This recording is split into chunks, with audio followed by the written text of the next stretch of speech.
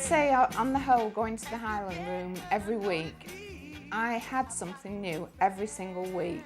Even if I was only sewing half of an outfit, I often sold my clothes to my friends so I could go out and buy more material to make something new for the following week. You just had to have something new every week. You had to look different. You had to be different. It was a different scene. You know, you were showing off to each other, really. You know, we had to sort of...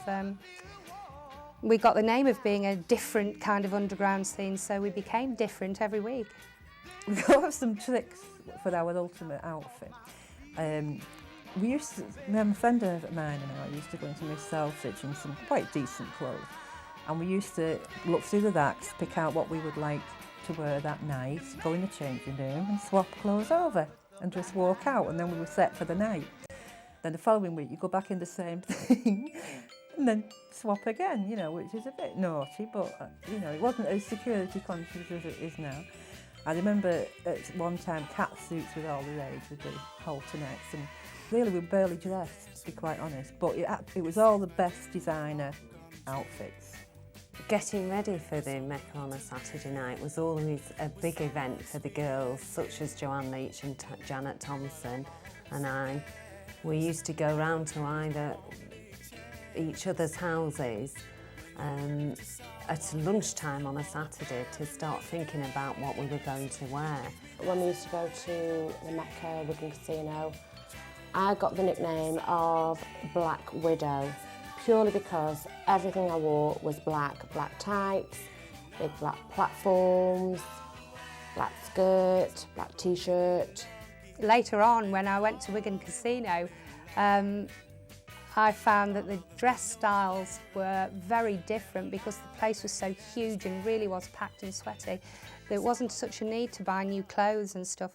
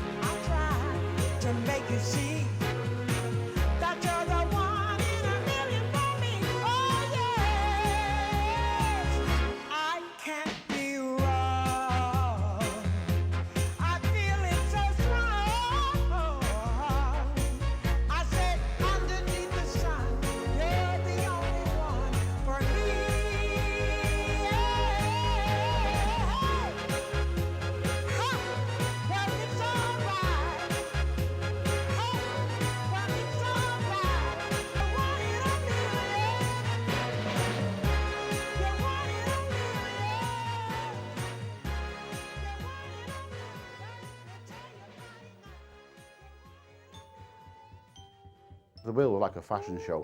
Everybody were there, sharp, Shermans, mohair suits. The more you paid for your suit, the better you looked. Your shoes were immaculate. Your bags were there for the morning change. It was brilliant. The occasional person would start wearing driving gloves, and that developed into wearing one glove eventually. And it was very related to the fact that when you danced, well, you know, the twisted wheel downstairs, you've got to remember the twisted wheel was concrete floors, no sprung dance floors and whatever else you get nowadays. It was concrete floors with brick walls painted black or red or whatever. And by 5 o'clock in the morning, 4 o'clock in the morning, they are streaming with sweat, right? Now, if you're leaping around and you're dancing on the floor and you're doing backflips, you're landing on your hands, gloves are quite a useful thing. Started with suede editors, a couple parts,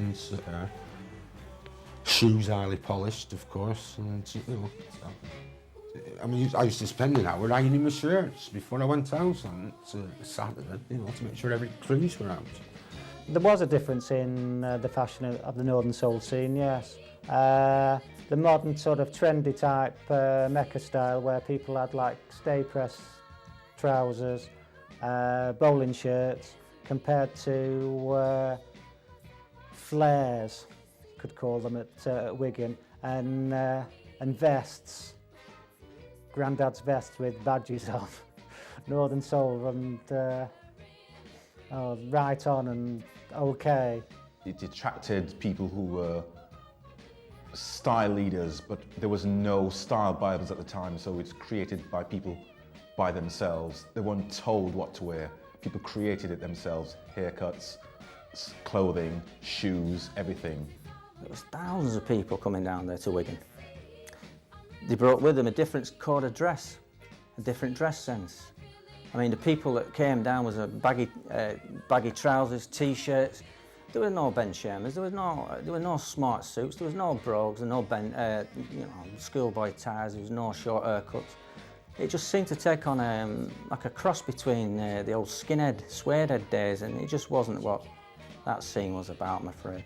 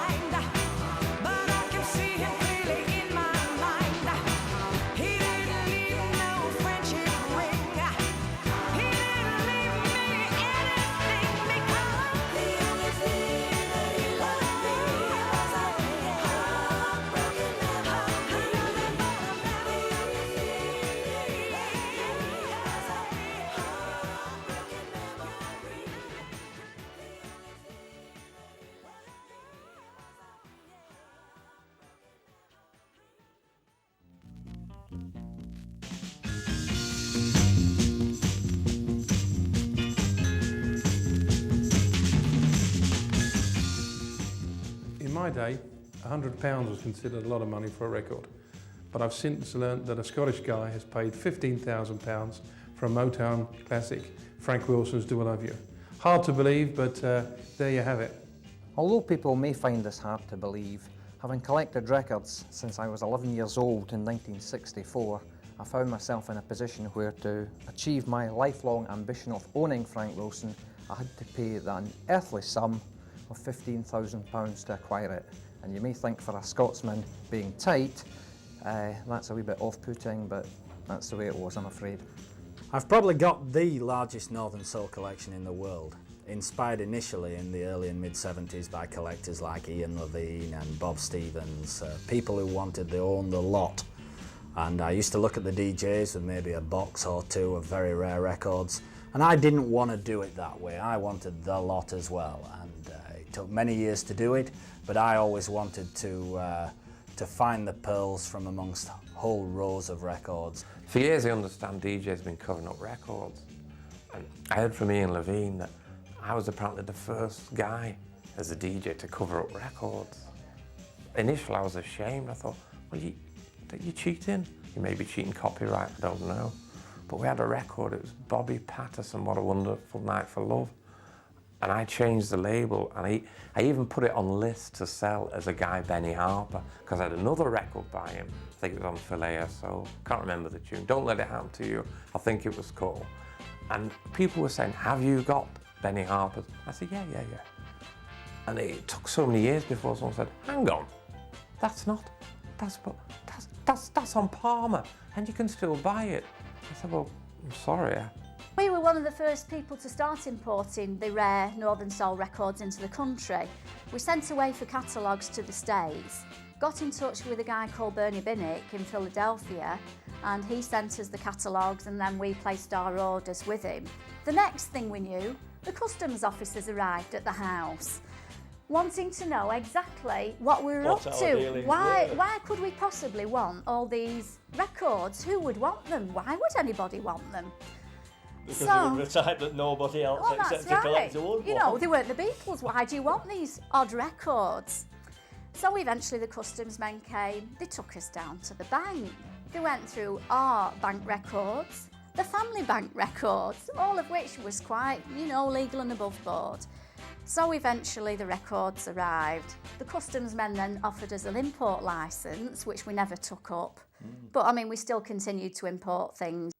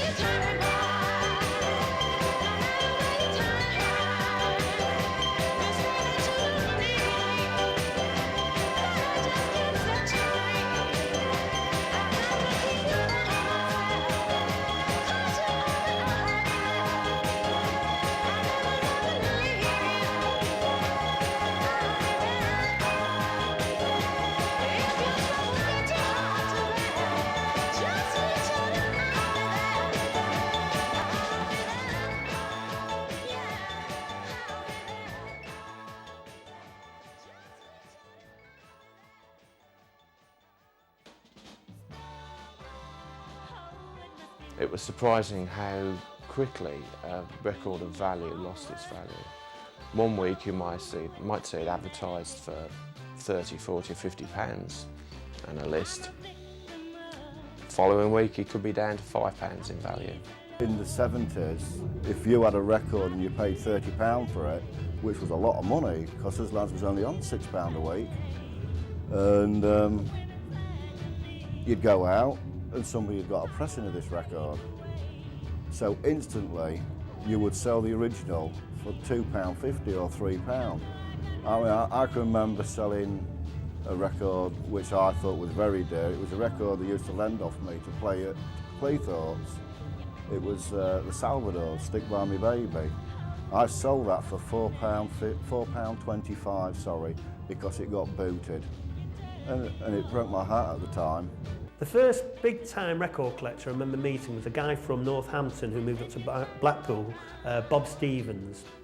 And we met him at the Blackpool Mecca, and on 6 or 7 occasions we went back to his flat in Blackpool. I remember vividly, it was a small dingy flat, and 6 or 7 was just piled back. But he had the most incredible record collection in mint condition. Bob Stevens was a blues collector, but on the way he used to not restrict himself to blues. He used to buy things that just sounded right. And he had a most amazing collection of records. And these guys had come from whichever scene they'd been at, and they said, we've paid this for this. And they'd hold up a disc, and it was their pride and joy. And Bob, in his Northamptonshire drawl, let me just look at it. And he'd study it. It's not in bad condition. It's the only one in the country. And Bob would turn round, I bought that new. And the guy's face had dropped, and Bob would have bought it new. The collector's market in all music has gone and skyrocketed, but one of the first lucrative markets in collector records was soul records. They were one of the first types of music that were worth you know, a value as such to a collector's market. I was about to get married, and I suggested that as we had quite a bit of space, maybe he'd like to be our lodger. It would also help to pay the rent of the flat, which was an astronomical sum at the time of £5 a week. And he said he jumped at the idea. We went down subsequently with the transit van and brought more records until we had so many records that we didn't know what to do, and they were absolutely immaculate. And Bob would handle a record like I've never seen anyone handle a record. He would never, ever put his fingers on the grooves. He would hold a record like that. And he would even not breathe on it. You could see him holding his breath while it was out, and then he'd hold it like that and slip it back in the sleeve, and it would go back gently, not be rammed in like some of these less civilised chappies. He was an absolute artist, with Bob Stevens.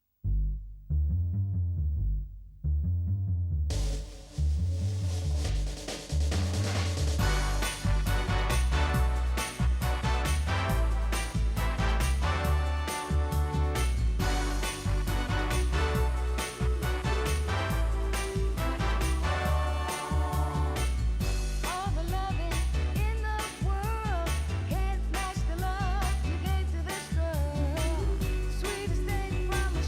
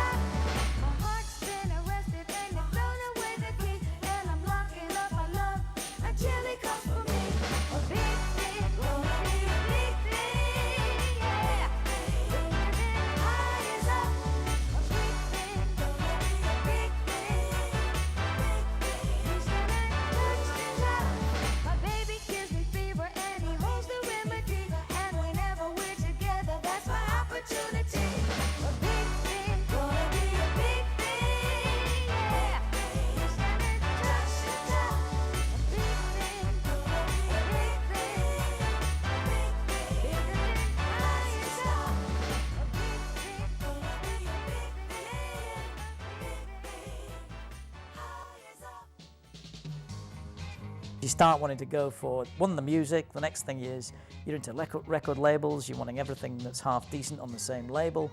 Once you get it in poor condition, then you want to get it in good condition. And so it goes on. I can remember distinctly going to Carl Dean and asking him about Mr. Bang Bang Man. And he said, "You'll never get it, it's been deleted." And at that stage I was unaware that there was a market for deleted records. I said, "What do you mean it's deleted?" He said, "Well, it's been deleted, you'll never get it, you won't go into a shop and buy it." And that's really what started me off collecting records. When we first used to go to the clubs, we never used to take records with us because we basically wanted to buy, we weren't looking to sell. But we soon found out that, you know, one of the best ways of turning records you didn't particularly like into better records was to trade them. And when we went to Blackpool Mecca particularly, I do remember one fateful occasion. I'd got a record by George Blackwell on Smoke, Who Can't Lose My Head. Curtis looked through the box, went straight past it. Levine looked at it.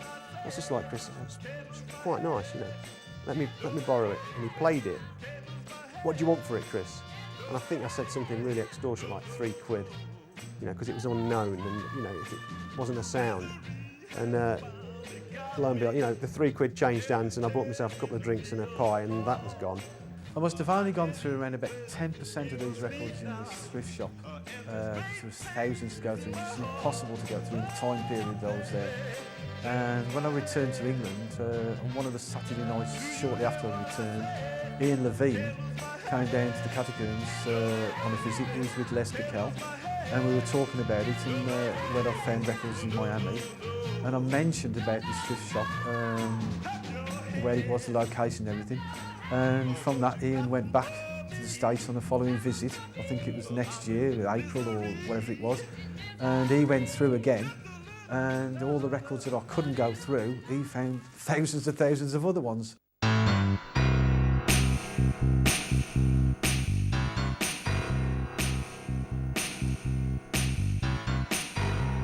Each time I see you, baby, something deep inside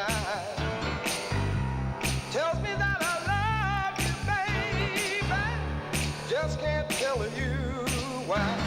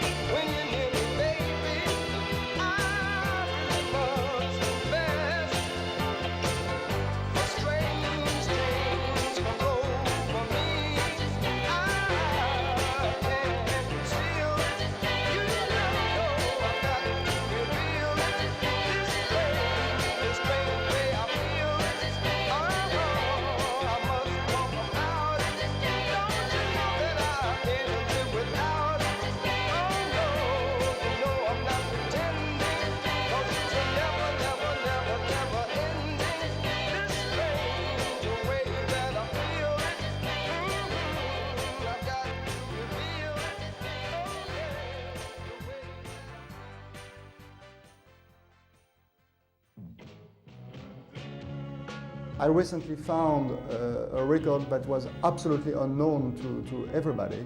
which is which was the first record on a Motown sub-label called VIP, and the number is 25,001, you know, and it's by Patrice Holloway, you know, and nobody ever heard about that record ever, you know, and I worked for Motown myself, you know, for many years, and I've looked in the files, you know, and I've never heard of it, and I think the record was pressed, you know, and somebody ordered the destruction of the stock, either because the record was not considered as good enough, or maybe there was a problem with the contract of Patrice, you know.